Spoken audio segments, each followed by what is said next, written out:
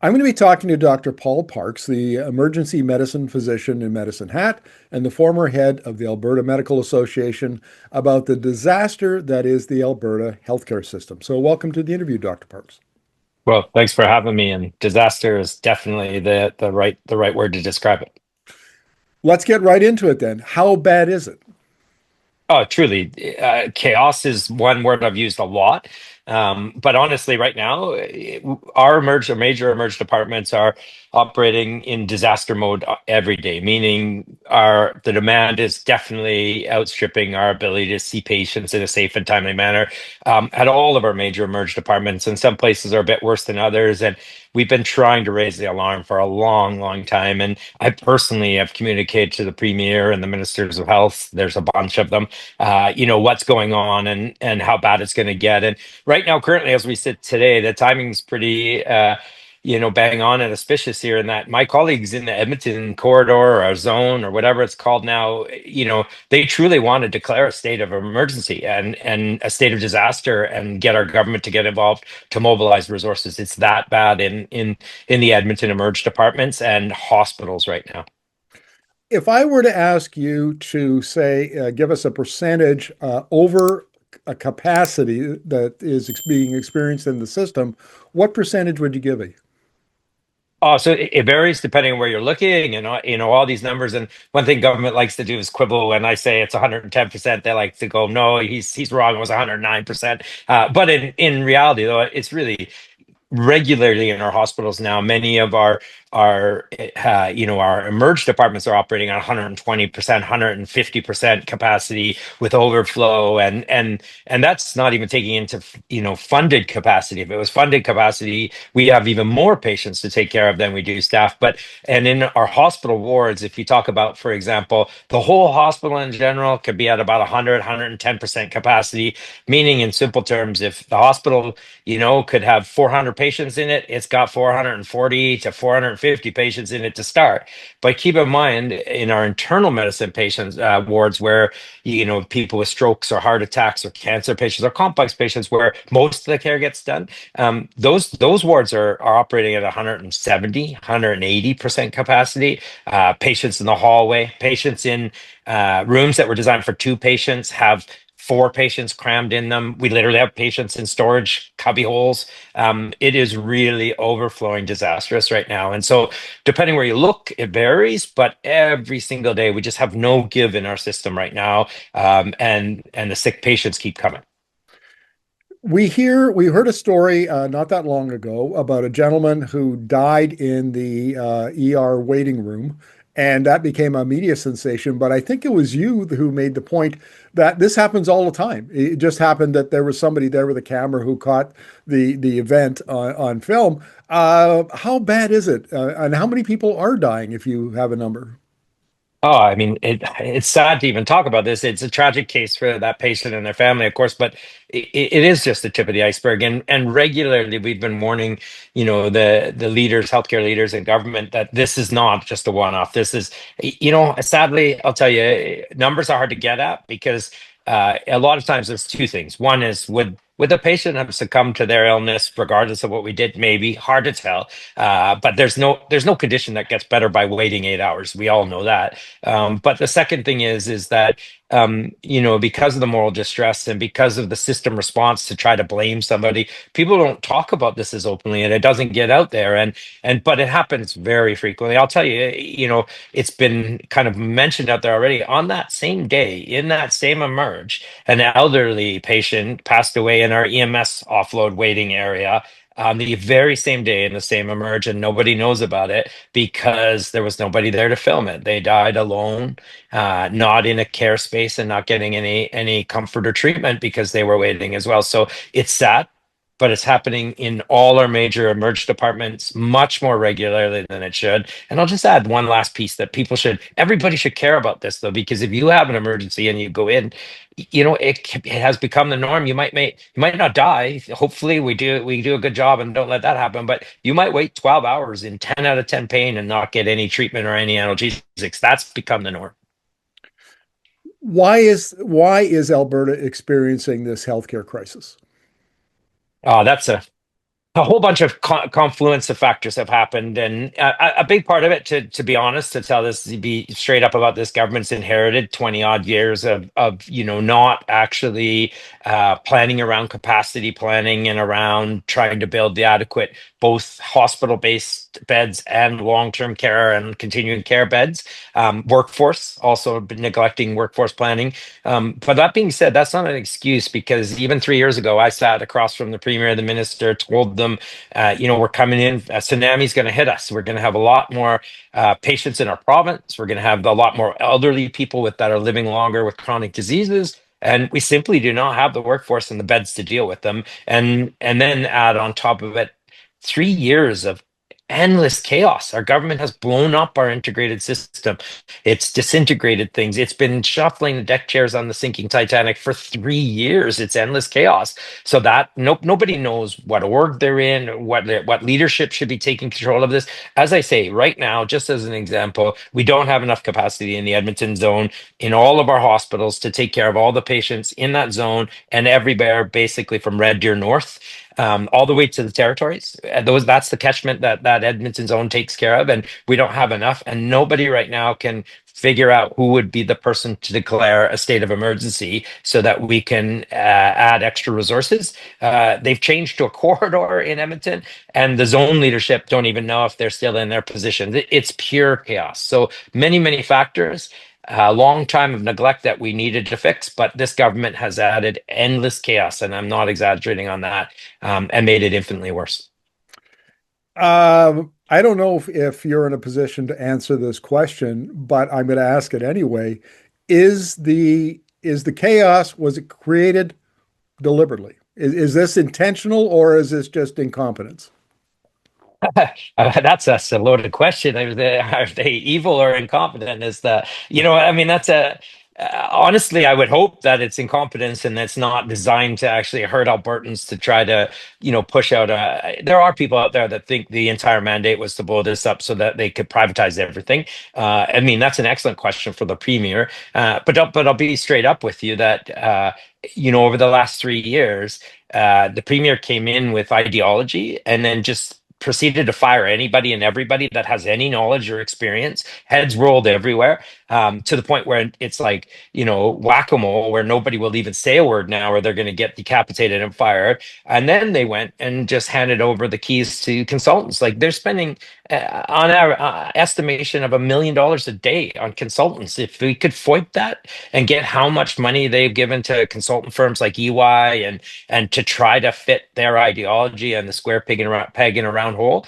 They've handed the keys over to consultants in Montreal, so I have to hope that it's incompetence and not evil design. But we are at a point where all Albertans should pay attention to this. I don't care if you vote right, left wing. I don't care your political ideology. You're going to need healthcare, or your loved ones are going to. And the state we're in right now, it will not be there for you in a safe and timely manner if we don't smarten up. Well, let's address just for a moment the issue of ideology, because a couple of months ago, I interviewed Dr.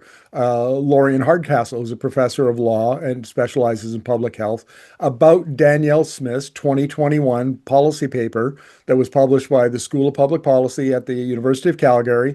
And I've read the paper, and Professor Hardcastle agreed. I mean, it lays out a blueprint for privatizing healthcare, and it would see and part stressing the system and getting people Albertans used to paying for out of their own pocket was part of what was described in her paper. And it seems like that blueprint is what the government is working from. It's hard. I'm worried that that's true, but I'm worried. I would ask Albertans, is getting used to people dying in our emerge waiting rooms part of that plan? And the other part that I'll say right now.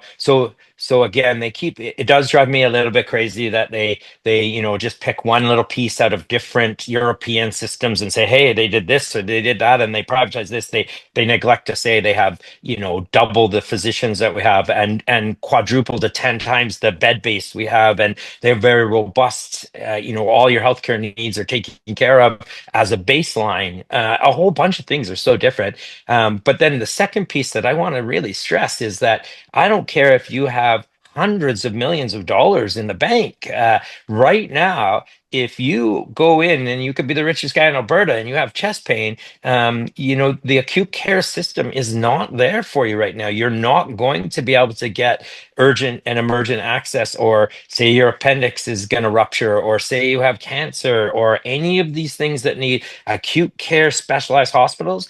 It just currently is not there for you. And they have no plan. All these chartered surgical facilities and doing easy low-lying fruit out in private facilities, they will not take care of you when your life and limb threatening illnesses hit you, and they've destroyed and really wrecked the fundamental base of our acute care system while they've been pushing that blueprint, if that's what they've been doing. Wow, that's a lot to unpack, I have to tell you. Let's talk about the privatization piece to this, because you mentioned that what that does is allow the private clinics to sort of take the low-hanging fruit, leaves the hard cases for the public system. Does that actually, I mean, it has been sold as providing a relief valve for the public system, but it sounds like it does exactly the opposite. Oh, it absolutely does. We have objective data right now. We have a fixed number of healthcare workers. So if you take, it's not the surgeons. Surgeons can work more, and we have empty ORs. So I have to tell you, their whole idea of pushing things to private facilities, it doesn't hold water when you think that we have all of our major hospitals across the province have empty ORs. The rate limiting step is nursing and anesthesia, as anesthesiologists as an example, but funding again. The one thing Albertans have to understand is when the government directs surgeries to be done in a private facility with public dollars, they only allocate X number of dollars for surgeries in Alberta. So if it gets done in a private center, it doesn't get done in the hospitals, whether it's private pay or public pay. And so, but the big piece right now, which people don't really understand, is that used to be if you fell down and broke your hip on the ice out there right now, you'd get your surgery within about 24 hours and in a hospital. And those type of emergencies have to be done in a hospital. They can't be done in a private center. Now patients are waiting 6, 7, 8 days in a hospital bed with a broken hip, in pain, with lots of complications that can occur. And there's no ability to do those surgeries in our empty ORs in our hospitals because the government directed all of our resources, or a big chunk of them, to go to these private clinics based on ideology, and then fired anybody who said, wait, we can't do the emergencies, we can't do the cancer care, we can't do the things that are killing people. They just fired everybody. Wow. Okay. Is this a question of resources, financial resources? Is it budget, or is it the how those resources are being used?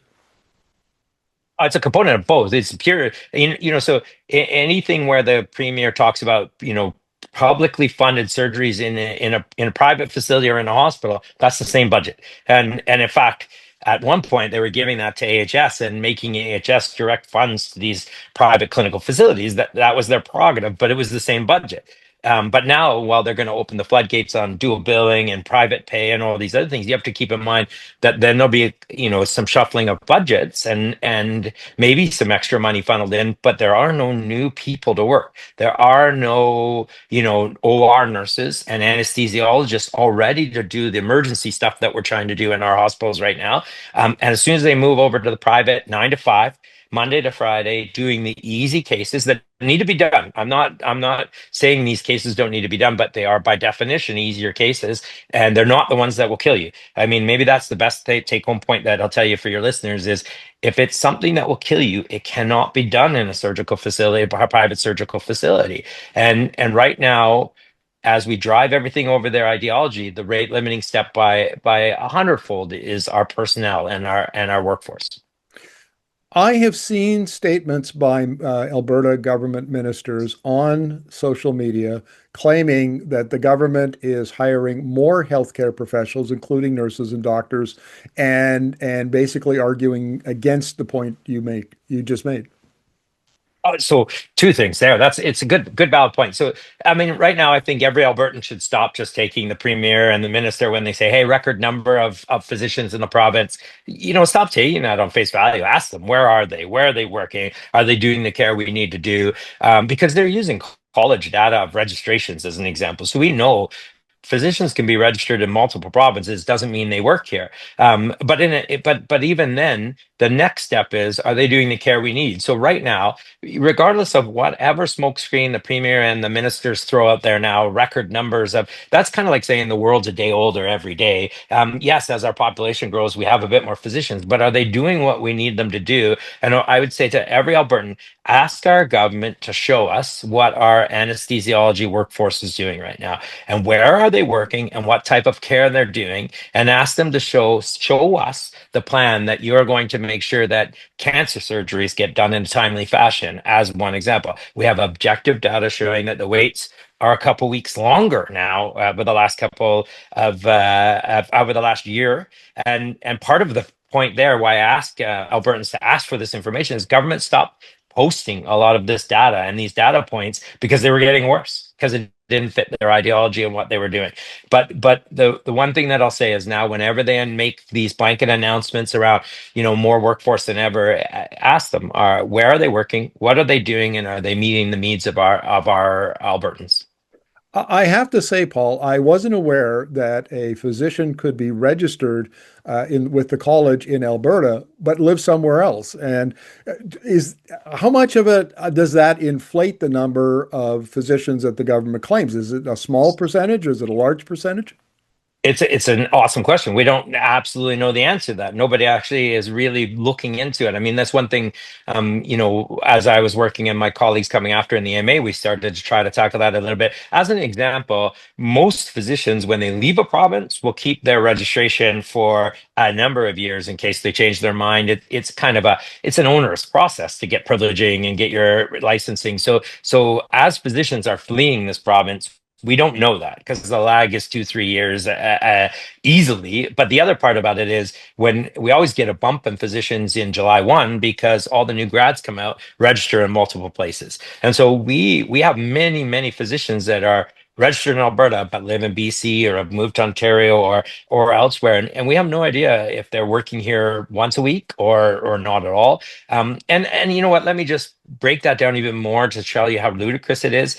I know your audience thinks business like a lot more than medicine and healthcare. Think about this. They're running a $26 billion company and they don't know how many employees they have or where they're working or what kind of work they're doing. That should blow anybody's mind when you think about it in that framework. Can you explain just in a very simply how the Alberta Health Services was restructured? Because I try to keep up with the news and I'm confused. Yeah, so in a nutshell, the premier ran on blowing up AHS and destroying it, and she's done that. So it is now just a hospital, basically a clinical service provider that runs some hospitals. But what they did is in a real quick, easy, the whole refocusing, that word drives me crazy because this system has never been less focused ever. But they basically took an integrated provincial system and created 4 silos of primary care, continuing care, recovery and mental health, and then acute care, 4 new ministers, 4 CEOs, 4 new bureaucracies underneath there. But then I'm not even counting. They forgot public health. They forgot cancer care and oncology. They forgot EMS. They forgot a whole bunch of other things that need to fit in somewhere in the system. They all have CEOs. They all have bureaucracies. But there is nothing connecting these pillars. There is nothing above. There is no operational control or oversight. They talk about this integration council they were going to make. It's got a handful of ministers and deputy ministers on it that meet maybe once every 3, 4 months and talk high level. Hey, is the system working well? Yay, carry on. Like there's no operational control. So it's totally fragmented, totally disintegrated. And I want to say for the patient experience, trying to navigate through this now, if you have multiple concerns, it's a nightmare. But even physicians and nurses and allied healthcare workers, they don't even know what pillar they're in, a lot of them. And then on top of this, they just blew it up more and created seven. We had 5 zones. They created 7 corridors. I'm just talking to my, zone leaders just today, and they've created these corridors, but haven't even told them if they're still the leaders in these new corridors when they have positions in the zone. It's that chaotic and that muddled. There's nobody that knows what's going on in the big picture. And just to finalize that, when we talk back about workforce planning as an example, If you talk to one minister, they say, yeah, my job is to try to keep the emerges going because it's in acute care. Then you talk to the minister of primary care, and she's like, well, no, it's my job because a lot of them are family physicians in the rural place. They don't have a clue. It's totally chaotic and disintegrated. What about rural medical care? I mean, I remember back in the pandemic where ERs were being closed for multiple days, uh, and people couldn't had to go to another town or to get primary care. But that seems to be accelerating and getting worse. And how bad is it out in the rural areas?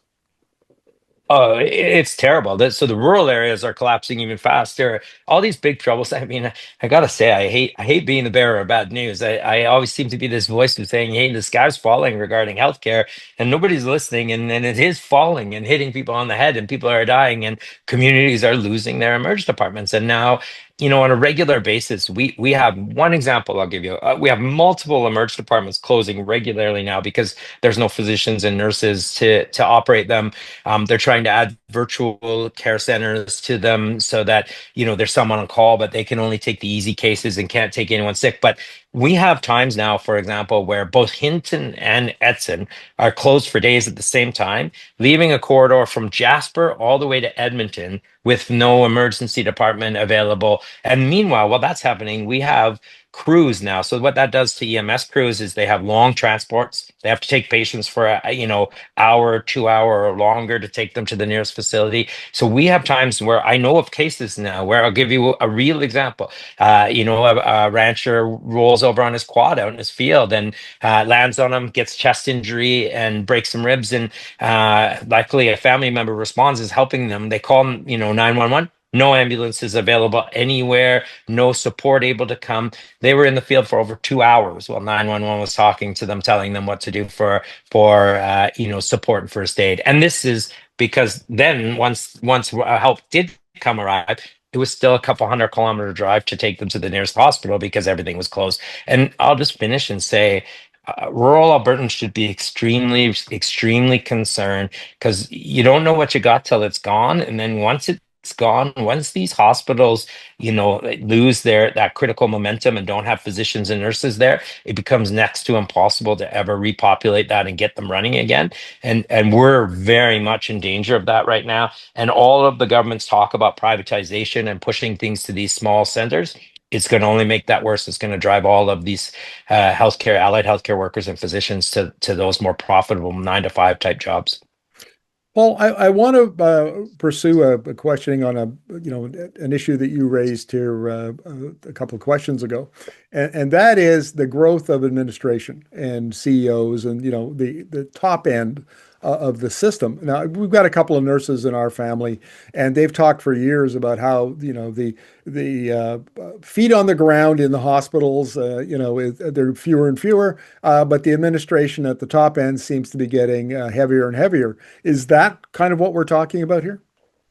Well, yeah. In fact, that's sadly one of the criticisms the premier had of AHS was it was too bureaucratic and too bloated. And in reality, objectively, its admin numbers were around 2.7%, pretty efficient. But it had issues, and there were things. I'm never going to say AHS was perfect. It had issues we could fix.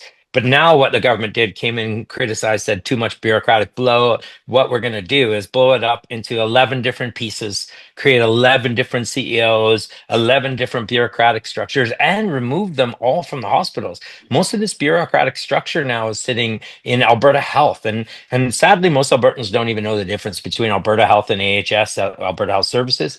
Alberta Health is government. It's the towers in Edmonton, and it's these bureaucrats that are never taken care of a patient, never done clinical care, and they're now running the show. And even if you were to look at the budgets now, this budget coming up in February is going to be very interesting because all of these silos they created, and I'm going to be really curious to see if the bean counters can figure out how they've hid the numbers for these bureaucracies because what they've done is taken frontline money that would go to frontline care, like things like popsicles for kids with cancer that we had a big trouble with. They've taken that money and made more bureaucracies, but they haven't shown anyone the budget. So I just got to tell you, for a government that talks about small government and efficient and decreased bureaucracy. These guys have quadrupled or more our bureaucracy in our healthcare system right now, and just connected all these bureaucracies. Well, one of the points of contact, most important points of contact for most people with the healthcare system is their family physician. And when I lived in Alberta, 2000 to 2010, that was already a big issue. I think there were 1 million people at the time that didn't have a family doctor. And it sounds like that's getting worse. And it sounds like that the doctors are even more burdened now than they were, back 20, 25 years ago. Oh, absolutely. I mean, patients are much more complex, and there's a lot more things that have to be done at the primary care level. So it is a problem, and there is no question that right now I think the number is around 1 million Albertans still don't have a family physician, and part of that is population growth in the province, but part of that has been we totally lost our way and did not invest in primary, robust primary care. That was one of the things that the very for over a year of my presidency was saying we have to change the funding of primary care and really incent doctors and have that foundational base for all Albertans to have access to primary care for preventative care, keep you healthy, keep you out of the emergency departments, and give you that baseline access. But I got to stress again too, this is critical as we're talking about how difficult the hospitals are now and access to cancer care and access to surgery. And they're different. They're concurrent crises. We have to make sure that everybody has access to primary care, but that will never, obviate or get rid of the need for hospitals and long-term care and continuing care and those pieces that government's neglected for a long, long time. They're two crises and they overlap a little bit, but the solutions are totally different. And yes, government did change the funding model for primary care. That's helped a bit. But again, without workforce planning and without really kind of trying to change, direction in big ways, we're still struggling with that. Paul, let's wrap up the interview this way. If the system is in a disaster, in fact, if some of the you mentioned, I think it was a hospital or a zone corridor that wanted to declare a state of emergency, state of disaster, how much further does it have to decline until the system just utterly collapses? Well, that's the perfect question that Albertans should be asking our premier right now because it has. I mean, safe and timely care has been impacted to the point where, I mean, I have my colleagues sending me numerous cases now where, it's not just Edmonton, Calgary patients are having seizures and dying in our waiting room hallways. Really bad things are happening regularly. Right now, like I mentioned, my colleagues in Edmonton feel that it is unsafe every single day, not just emerge colleagues. All of my hospital-based colleagues are desperate for it to be called a state of emergency, but the premier has taken over all operational control of our hospitals. Right now, we talked about bureaucrats. The CEO of AHS is a lifelong AH bureaucrat with no healthcare experience that would never be able to. It's a yes person. They'd never be able to call this. Right now, the only person that would ever even think about allowing us to call a disaster and mobilize resources and really do what we need to do, it's at the premier's level. That's how much they've inserted themselves into operation of healthcare right now. And there's nobody left in leadership that can speak out and speak truth to our government. So I worry it'll just continue to get worse and we'll hear more deaths. And then finally, maybe the premier might do something other than just announcing an internal review of one case at one site. But is the system 6 months, 12 months, 2 years, 5 years away from collapse? Is collapse I don't know, is it a possibility? Is it an imminent threat? Oh, it's collapsed now. So you know what? Here's the thing: there is no functional emerged state. So, and I don't want to quibble on this because I've talked for 25 years around how acute care should work and how it should do. There's no functional emerged state where a 44-year-old patient waits 8 hours with chest pain in our waiting rooms, whether they die or not. There's no functional emerge that does that. But I mean, I'm telling you, like We have patients who are spending 3 or 4 days in EMS offload areas on, that have never make it in. We have patients that, are having severe, unbelievably, really life-threatening conditions that never make it into our emerge departments and go to the ORs, and only because we managed to just capture them in the last minute. It's collapsed. And honestly, now the only this isn't just my opinion, like the healthcare workers in the system, even the leaders that, if they could speak freely, would say, yes, it's not functioning in a way that we expect, or that any Albertans would ever think it should. And right now, sadly, the only Albertans that see that it's collapsed are the ones that try to go in and get emergent access to the system. I'll say on the other side, when you can get into our system, you get the best care in the world still, like when you can get into it. But getting into it, it is collapsed. The only people that won't admit that right now at this point in time is our premier and our government.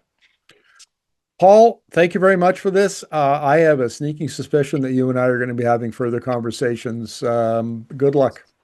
Yeah, anytime. I mean, I think it's so critical that we have to keep talking about this. And I actually, like I said, I think the end thing that I'll close with is saying that I don't think people, like I said, you don't know what you got till it's gone. I don't think people understand how difficult our situation is right now, and how desperate the plea is from healthcare workers in the system for help from our government.